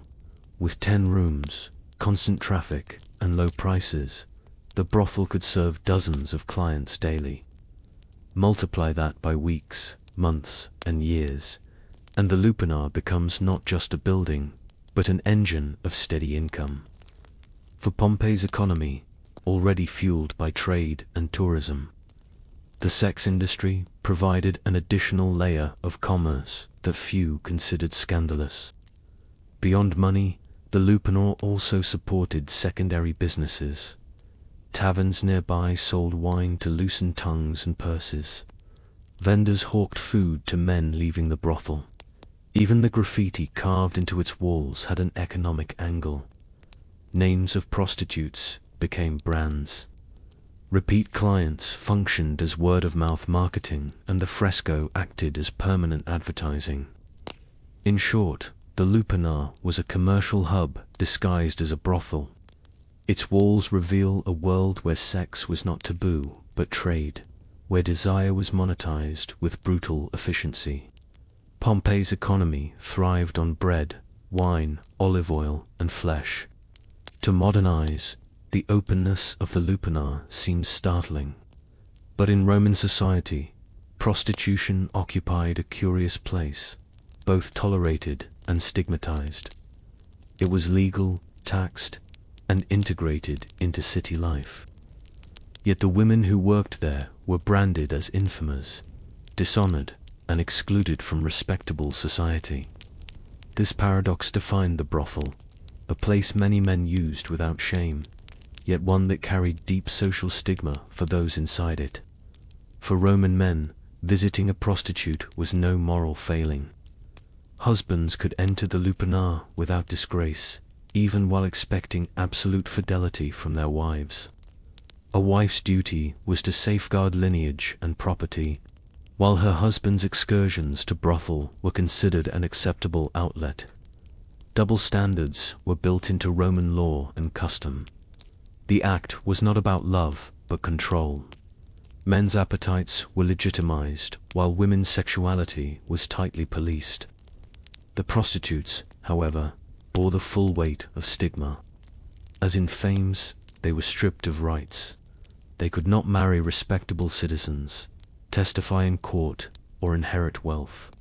Their bodies were public property in the eyes of the law. Even freed women who entered the trade voluntarily remained socially tainted, unable to climb into respectability. To be marked as a prostitute was to be permanently branded, regardless of wealth or age. Yet society could not function without them.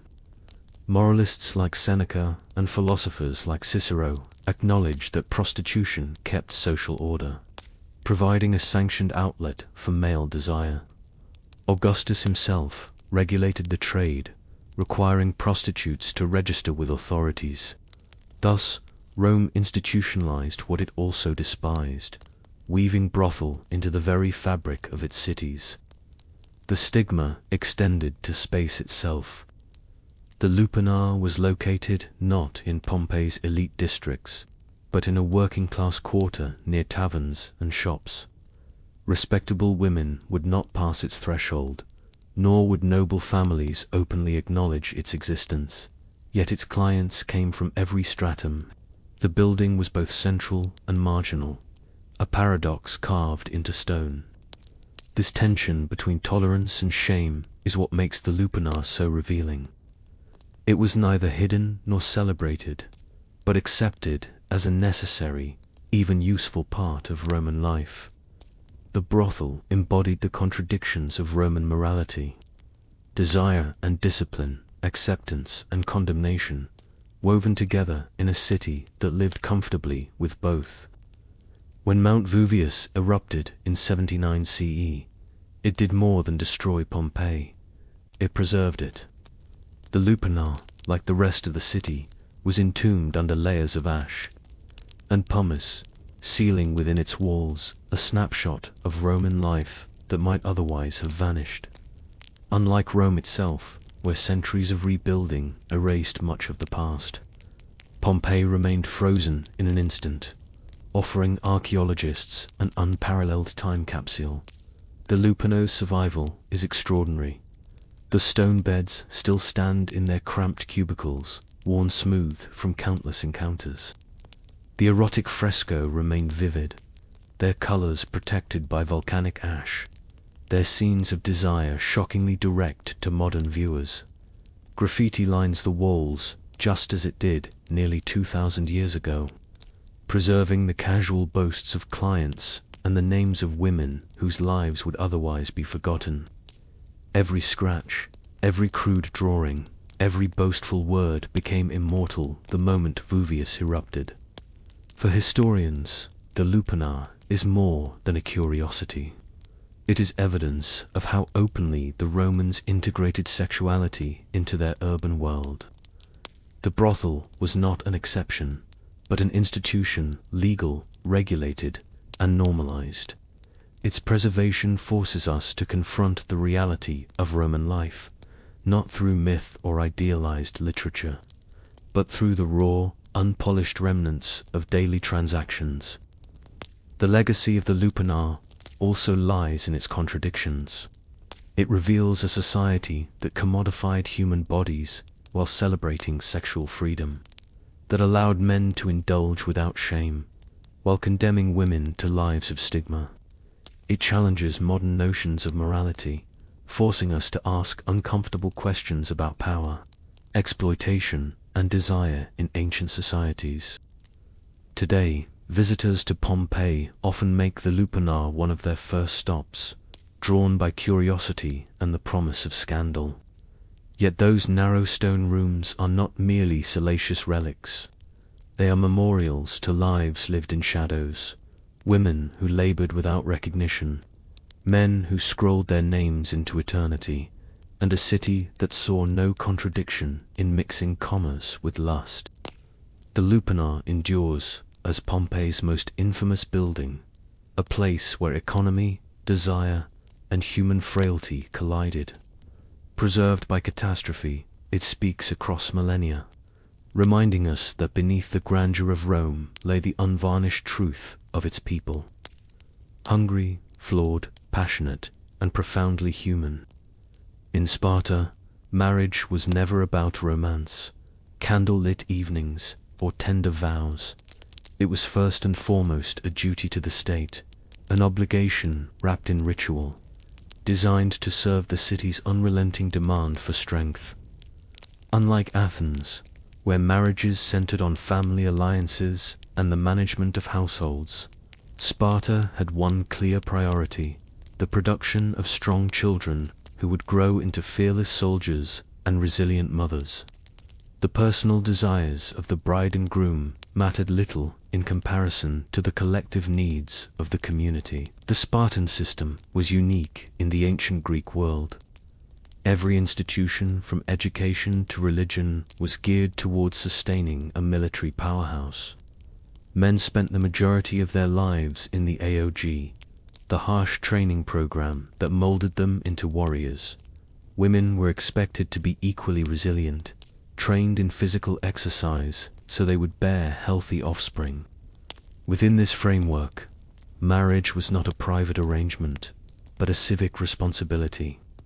A couple's union was viewed through the lens of what it could contribute to Sparta's future armies. This mentality shaped every aspect of their customs. For Spartans, a wedding was less about joy and more about efficiency. The state intervened heavily, ensuring that unions were not based on whim, but on practical considerations, age, strength, and fertility. Even myths about Spartan weddings reinforce this utilitarian ethos. The idea that two people might marry for affection or personal preference was seen as weak, even dangerous. Love could distract a warrior from his duty, while indulgence in luxury was a threat to Sparta's austere way of life. Yet, despite this cold practicality, Spartan marriages carried a strange kind of equality. Unlike in other Greek city-states, Spartan women were not confined to the shadows of the household. They owned land, managed estates, and spoke openly in public. Their role in marriage was therefore more balanced, not as submissive, dependent, but as partners tasked with maintaining the Spartan bloodline.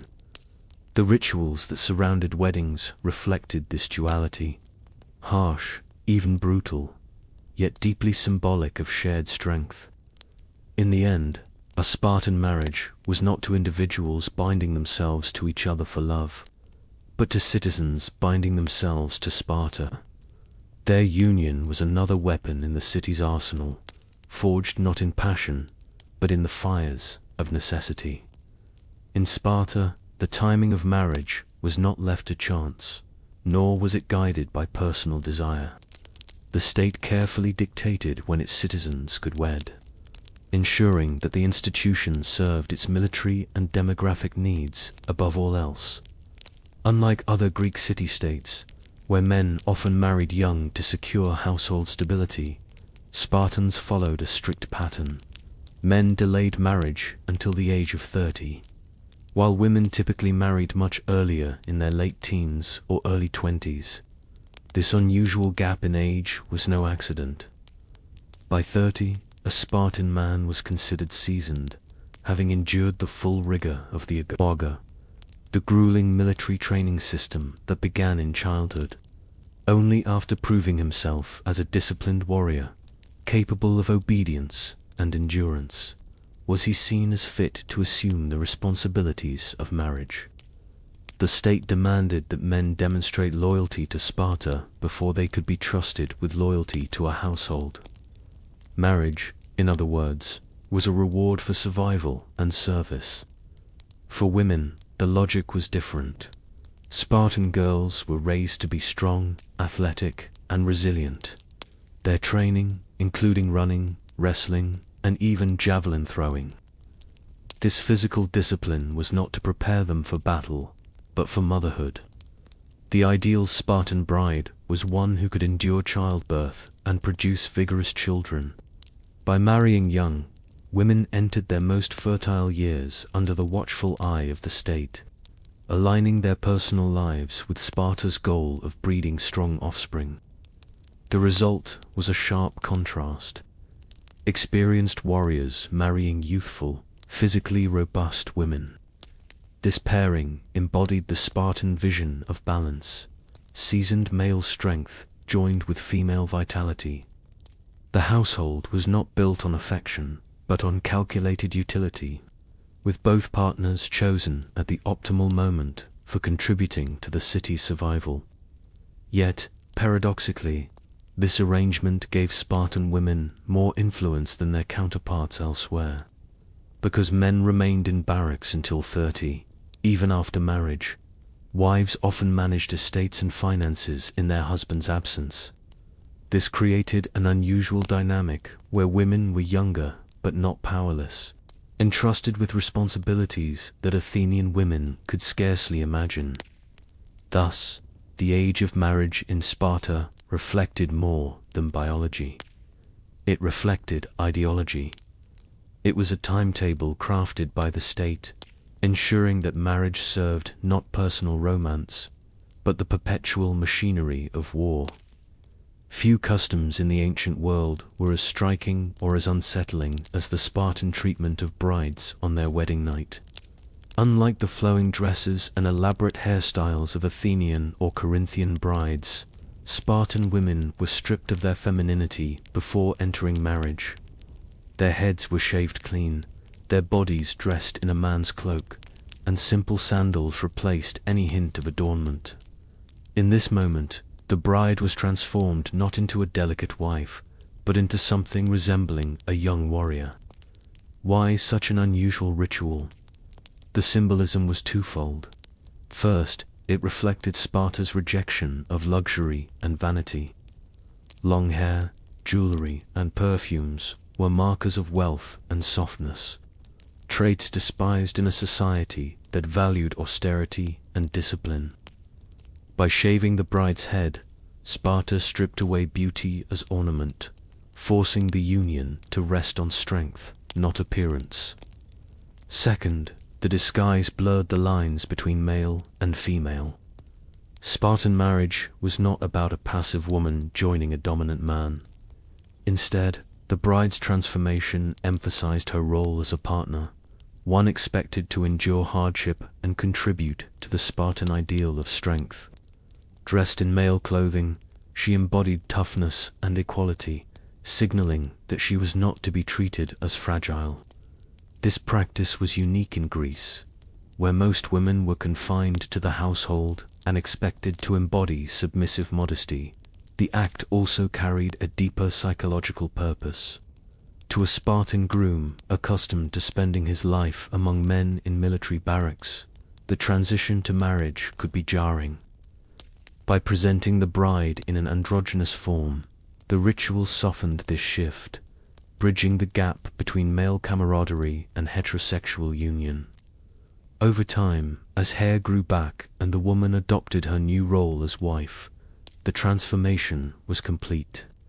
She was now both hardened like her husband and capable of producing the next generation of warriors.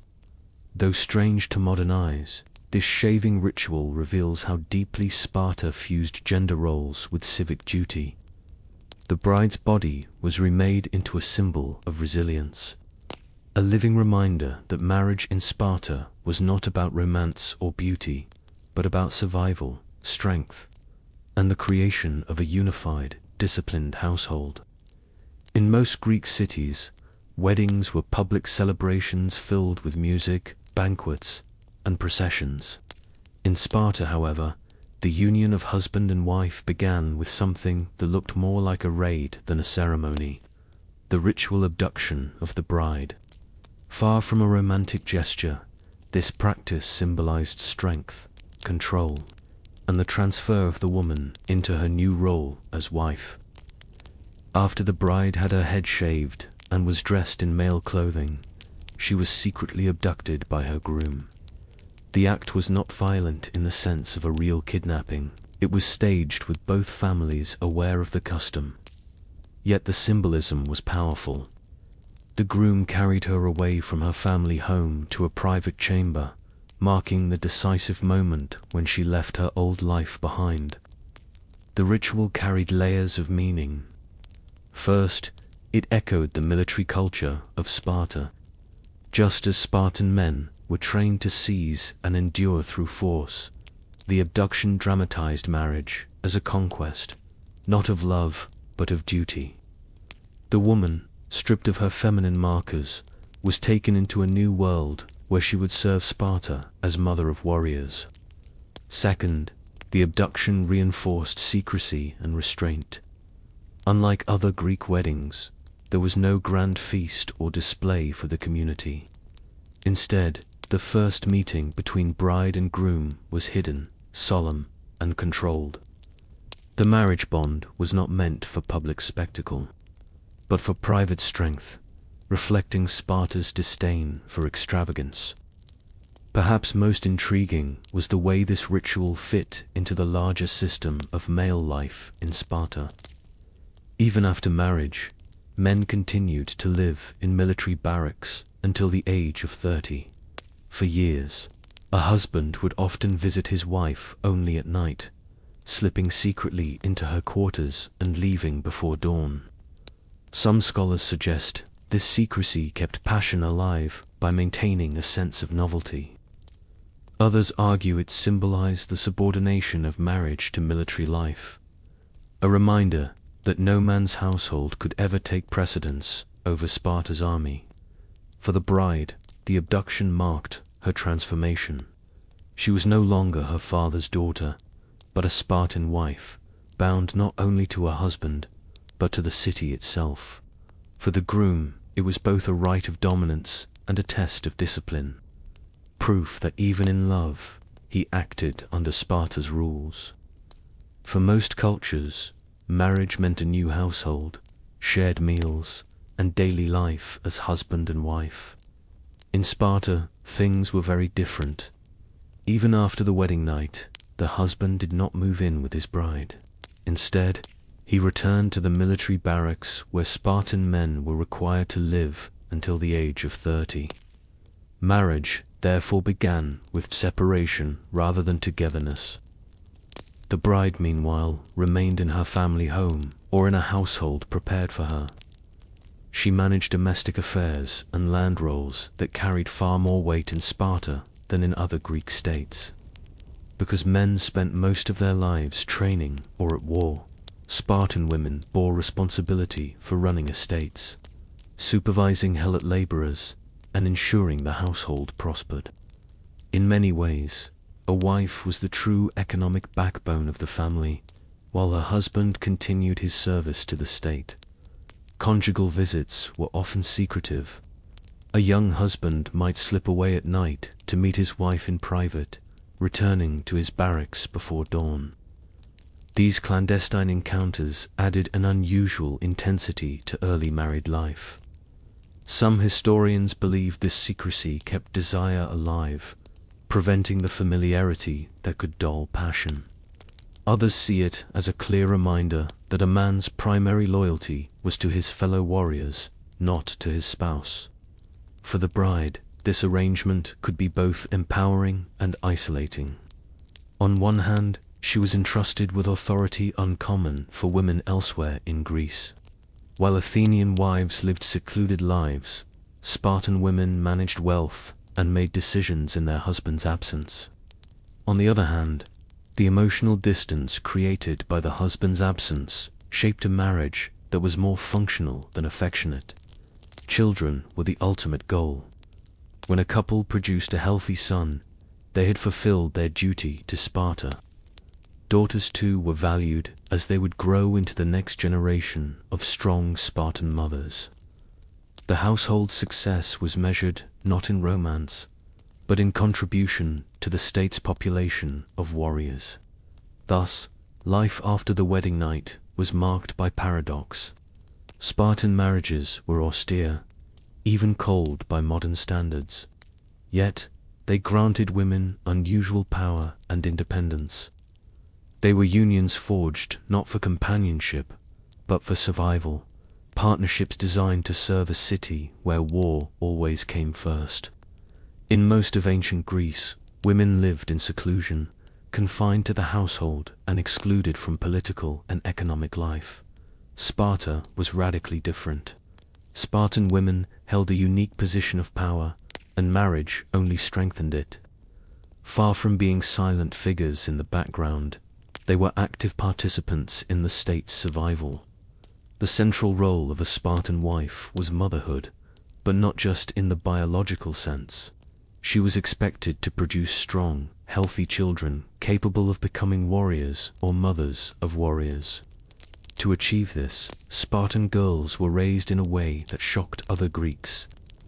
They trained physically from youth. They ran, wrestled, and threw javelins. Their bodies hardened not for battle, but for childbirth. The ideal Spartan woman was athletic, resilient, and unafraid. Marriage built upon this foundation, transforming her from daughter into bearer of the city's future. But her responsibilities extended far beyond the cradle, because husbands were tied to barracks until 30, and even afterward, often away on campaign. Wives became diacto heads of households. They managed estates, oversaw helots, the enslaved laborers who worked Spartan farms, and handled economic matters with authority. The Spartan wife controlled wealth and property in ways that Athenian women could scarcely imagine. In fact, by some accounts, women in Sparta eventually controlled nearly 2/5 of the land, a staggering figure in the patriarchal ancient world. Their influence also reached the social and cultural sphere. Spartan mothers were famously bold, known for sayings that encapsulated the city's ethos.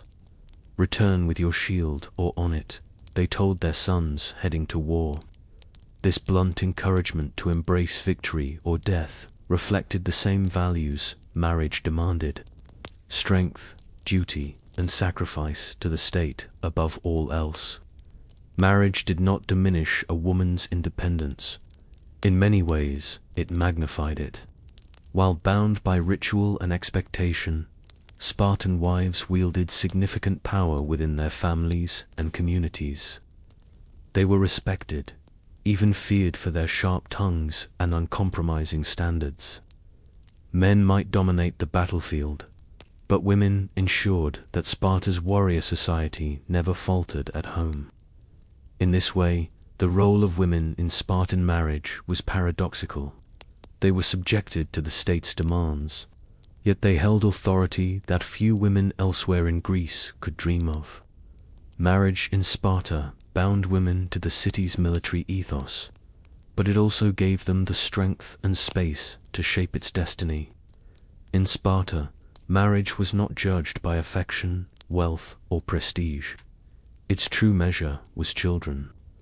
The state expected every union to contribute to its most vital resource, a steady stream of strong, disciplined citizens who could sustain the Spartan military machine. Producing the next generation was not simply a private family matter. It was a civic duty, one scrutinized by the community. From the moment of marriage, couples were under pressure to have children quickly. Sons were especially prized, for they would one day enter the Owag and become warriors. Yet, daughters were far from unwanted.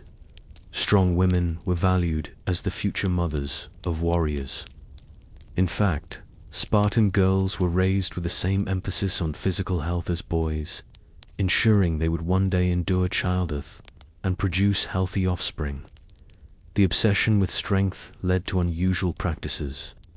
If a husband was too old or infertile, the state might encourage his wife to conceive with a younger or stronger man. Unlike in other Greek cities, this was not considered scandalous. It was pragmatic. The goal was to ensure that no womb went to waste, that every marriage produced children who would serve Sparta. Some sources even suggest that men could allow their wives to sleep with particularly strong warriors in order to breed better offspring, treating reproduction almost like selective training for animals. Newborns, once delivered, faced harsh scrutiny. Elders inspected infants to determine if they were healthy and strong enough to survive. Weak or deformed babies could be abandoned, a chilling practice that reflected Sparta's ruthless dedication to strength. For those deemed fit, childhood was brief, for boys were soon taken from their mothers to begin training in the AO. Mothers, though deeply attached, were expected to accept this as part of their duty. Marriage then was inseparable from the state's eugenic ambitions. Couples were not simply building families. They were producing soldiers and mothers, the raw material of Sparta's future. Even intimacy itself was subordinated to this aim. The rituals, secrecy, and discipline surrounding Spartan marriage were all geared toward one outcome: a next generation capable of sustaining the city's way of life. For Spartans, love was fleeting, but legacy was eternal. A successful marriage was not one that brought joy to husband and wife, but one that brought strength to Sparta. In most Greek city-states, marriage was considered a private affair between families.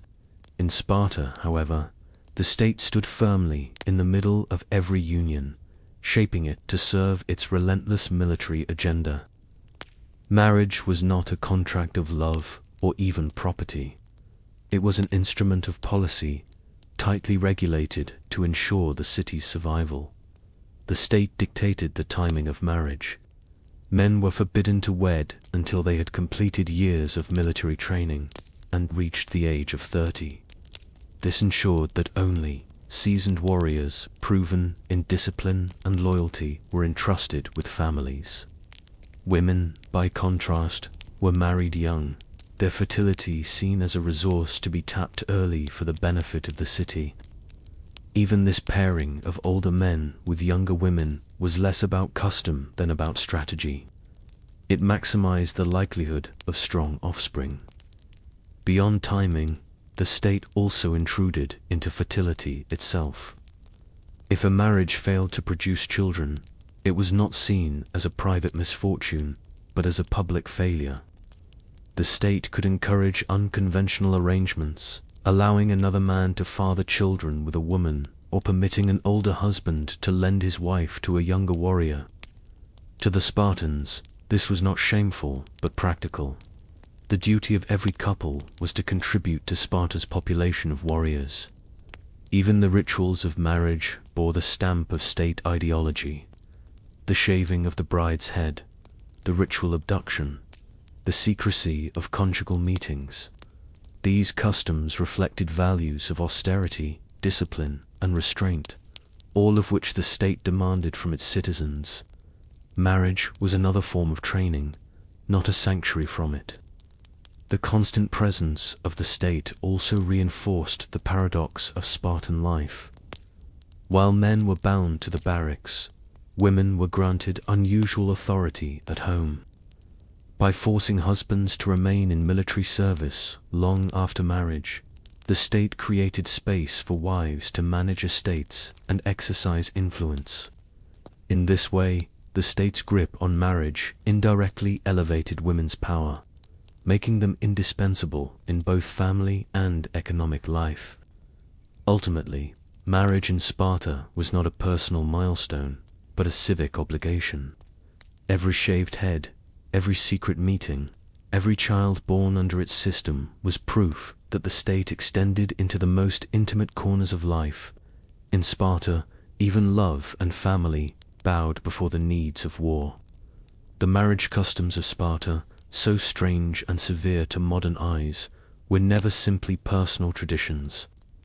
They were the direct reflection of a society built on discipline, austerity, and service to the state. Unlike Athens, where weddings were colorful celebrations filled with music and feasting, Spartan unions were marked by shaved heads, staged abductions, and secrecy.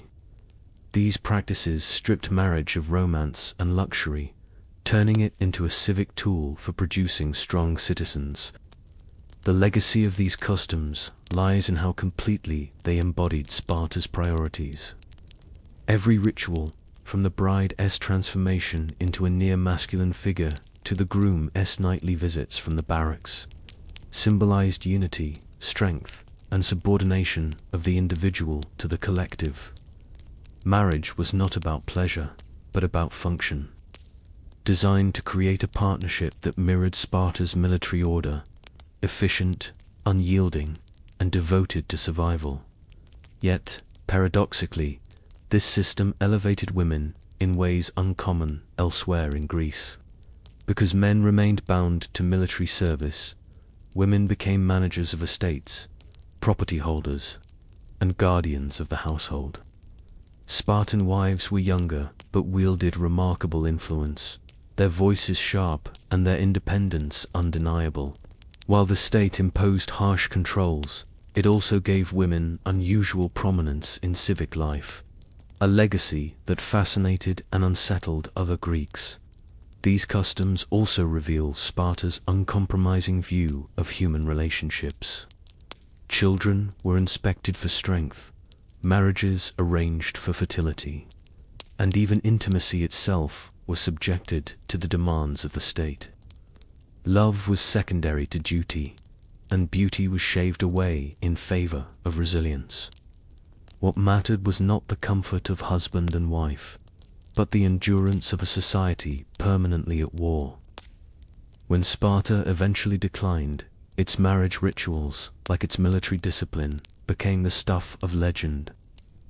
Writers from other Greek cities often portrayed them as bizarre, even barbaric, yet also admirable in their stark dedication. Today, they serve as a reminder of how profoundly a culture's values can shape its most intimate institutions. The legacy of Spartan marriage customs is not romance, but revelation. They show us what happens when the state takes hold of family life, molding love and union into weapons of survival. In Sparta, even a wedding was a battlefield, a place where duty triumphed over desire, and the future of the city was forged in the private bonds of husband and life.